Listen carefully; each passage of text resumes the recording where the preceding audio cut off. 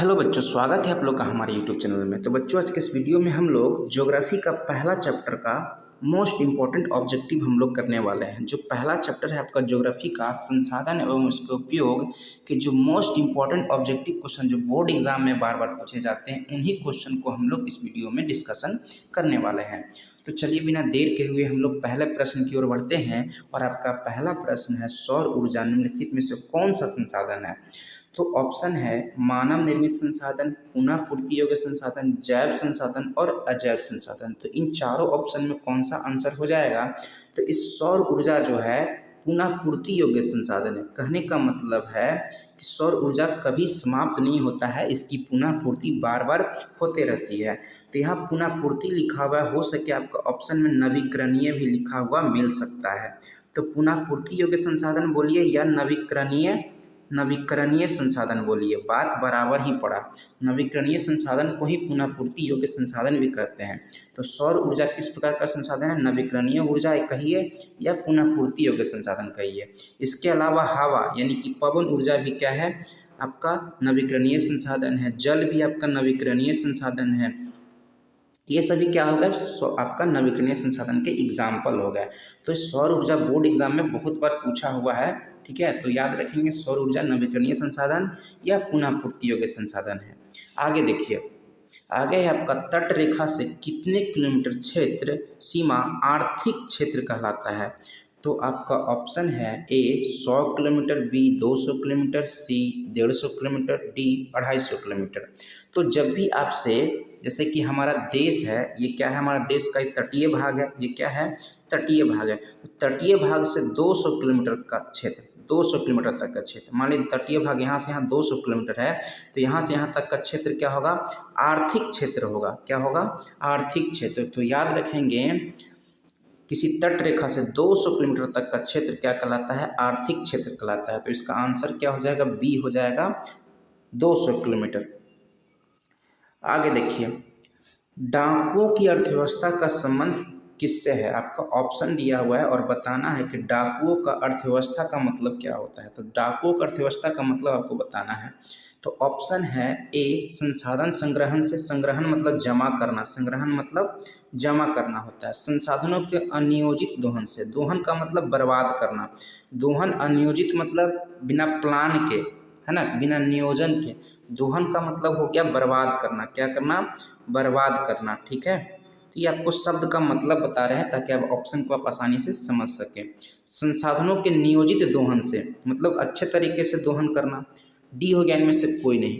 तो देखिए, डाकुओं का अर्थव्यवस्था का मतलब होता है जब कोई संसाधनों का अनियोजित तरीके से, अनियोजित मतलब बिना प्लान के, है ना, बिना कोई प्लान के दोहन बर्बाद करता है। जब कोई डाकू का अर्थव्यवस्था का मतलब हो गया क्या? कि जब किसी भी संसाधन का दोहन कर रहा हो, कोई बर्बाद कर रहा हो बिना नियोजन के, ठीक है, तो उसको डाकुओं की अर्थव्यवस्था कहते हैं। तो बी ऑप्शन आपका करेक्ट होगा।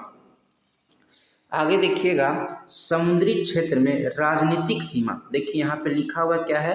राजनीतिक सीमा के कितने किलोमीटर क्षेत्र तक राष्ट्रीय संपदा कहलाता है? तो ये देखिए, राजनीतिक सीमा इसमें लिखा हुआ है। उसमें क्या लिखा हुआ था? आर्थिक सीमा। आर्थिक सीमा और राजनीतिक सीमा दोनों अलग अलग होता है। आपसे आर्थिक सीमा पूछा जाएगा तो आप बताएंगे कितना? 200 किलोमीटर।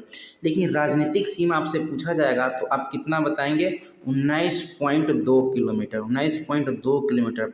यहाँ राजनीतिक सीमा और आर्थिक सीमा दोनों अलग अलग है। तो राजनीतिक सीमा कितना किलोमीटर तक का क्षेत्र होता है? 19.2 किलोमीटर, यानी कि डी ऑप्शन आपका करेक्ट होगा, ठीक है। आगे देखिए, संसार की सबसे कीमती संसाधन कौन सी है? संसार का, दुनिया का सबसे कीमती संसाधन, सबसे महंगा संसाधन कौन सा है?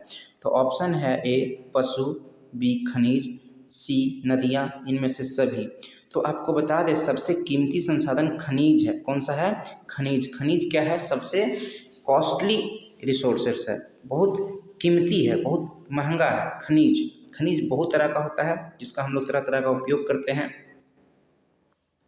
आगे बढ़ते हैं हम लोग। 6 नंबर आपका क्वेश्चन है, संसाधन होते नहीं हैं बनते हैं। यह एक स्टेटमेंट है, संसाधन होते नहीं हैं बनते हैं। ये कथन है, किनका कहा हुआ कथन है? ए है जिमरमैन, बी गांधी जी, सी मेधा पाटेकर, डी इनमें से कोई नहीं। तो आपको याद रखना होगा, आप यदि पढ़े होंगे किताब में, तो संसाधन होते नहीं है, बनते हैं। यह स्टेटमेंट जो है जिमरमैन का है, जिमरमैन है उनका ये स्टेटमेंट है। 7 नंबर क्वेश्चन है, पेट्रोलियम किस प्रकार का संसाधन है? तो पेट्रोलियम जो है आपका ऑप्शन है नवीकरणीय, अनवीकरणीय, मानव निर्मित, इनमें से सभी। तो देखिए पेट्रोलियम जो है, पेट्रोलियम हो गया और कोयला, ये दो संसाधन आपको याद रखना है। दोनों अनवीकरणीय संसाधन है, पुनः पूर्ति योग्य संसाधन नहीं है, यानी कि अनवीकरणीय संसाधन है, इसकी पुनः पूर्ति नहीं कर सकते। किसका? कोयला और पेट्रोलियम, ये क्या है, सीमित मात्रा में पाए जाते हैं, इसलिए ये किस में आ जाएंगे एग्जाम्पल आपका अनवीकरणीय। अनवीकरणीय मतलब पुनः पूर्ति योग्य नहीं है। कौन? पेट्रोलियम और कोयला आपका अनवीकरणीय संसाधन है। दो ऑप्शन आपको बहुत इंपॉर्टेंट है, याद रखना है, एग्जाम में आता ही आता है। चलिए 8 नंबर क्वेश्चन देखते हैं। हमारे पास पेटी भरने के लिए बहुत कुछ है लेकिन पेट भरने के लिए नहीं है। ये स्टेटमेंट है जो एक व्यक्ति ने दिया था, संसाधन से रिलेटेड ये स्टेटमेंट है कि हमारे पास पेटी भरने के लिए बहुत कुछ है लेकिन पेट भरने के लिए नहीं है। ये किनका स्टेटमेंट है? ए है गांधी जी का, बी मेधा पाटेकर का, सी सुंदरलाल बहुगुणा का, डी संदीप पांडे का। तो ये स्टेटमेंट जो है गांधी जी का है। गांधी जी बोले थे कि हमारे पास पेटी भरने के लिए बहुत कुछ है लेकिन पेट भरने के लिए कुछ भी नहीं है। ये स्टेटमेंट गांधी जी का है। आगे देखिएगा, विश्व पर्यावरण दिवस कब मनाया जाता है? विश्व पर्यावरण दिवस कब मनाया जाता है आपको बताना है। ए है 5 जून, बी 2 जून, सी 5 अक्टूबर और डी है 25 जून। तो पर्यावरण दिवस जो है 5 जून को मनाया जाता है। कब मनाया जाता है? 5 जून को मनाया जाता है, ये आपको याद रखना है। नेक्स्ट क्वेश्चन है, small is beautiful, small is beautiful, small is beautiful, ये बुक जो है किसके द्वारा लिखा गया है? ठीक है ना, ये आपको बताना है। स्मॉल इज ब्यूटीफुल, ये लेखक कौन है? तो स्मॉल इज ब्यूटीफुल के लेखक आपको बताना है। A Schumacher, B Gandhi ji, D C Sandeep Pandey, D इनमें से कोई नहीं। तो स्मॉल इज ब्यूटीफुल जो बुक है वो सुमेसर नाम का एक राइटर है, उनका लिखा हुआ है। क्या नाम है? सुमेसर, सुमेसर नाम है, यही लिखे थे क्या? Small is beautiful. इसमें गांधी जी के विचारों का संग्रह है, ठीक है ना, जिसमें गांधी जी संसाधन से जुड़े हुए बहुत सारे विचारों को बताते हैं। तो गांधी जी के विचार हैं इस बुक में, स्मॉल इज ब्यूटीफुल में, जो सुमेसर के द्वारा लिखा गया है, आपको याद रखना है। ये सिर्फ एग्जाम में पूछा हुआ क्वेश्चन है। तो चलिए हम लोग अंतिम 11 नंबर क्वेश्चन है उसको देखते हैं। प्रथम पृथ्वी सम्मेलन कब हुआ था? तो आपके पास ऑप्शन है ए 1997, बी 1974, सी 1972, डी 1992। तो प्रथम पृथ्वी सम्मेलन की बात करते हैं। पृथ्वी सम्मेलन जो है, पृथ्वी सम्मेलन टोटल 3 गो हुआ था। कितना हुआ था? अब तक हम लोग को 3 गो पढ़ना है 10th क्लास में। तो पहला 1992 में हुआ था। फर्स्ट कब हुआ था? 1992 में हुआ था। कब हुआ था? 1992 में। सेकंड जो है, सेकंड 1997 में हुआ था। कब हुआ था? 1997 में। थर्ड जो हुआ था, थर्ड जो हुआ था 2002 में हुआ था। कब हुआ था? 2002 में। तो ये 3 गो पृथ्वी सम्मेलन आपको याद रखना है, ठीक है ना, जो एग्ज़ाम में बार बार पूछा जाता है कि पहला कब हुआ था? 1992 में। और पहला हुआ कहाँ था? तो पहला आपको रियो डी जेनेरियो में हुआ था, जो ब्राज़ील का पुराना नाम है। रियो डी जेनेरियो आपको याद आ रहा होगा यदि आप बुक पढ़े होंगे तो पहला पृथ्वी सम्मेलन रियो डी जेनेरियो में, दूसरा पृथ्वी सम्मेलन आपको न्यूयॉर्क में हुआ था। कहाँ हुआ था?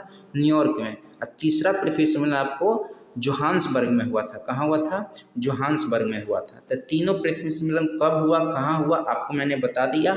तीनों बहुत इंपॉर्टेंट है, आप इसको लिख के याद रखेंगे। तो इस तरह से हम लोग क्या किए, ऑब्जेक्टिव जो मोस्ट इंपॉर्टेंट ऑब्जेक्टिव था वही हम लोग इसमें डिस्कशन किए। नेक्स्ट वीडियो में हम लोग सेकंड चैप्टर का जो मोस्ट इंपॉर्टेंट होगा उसको हम लोग डिस्कशन करेंगे।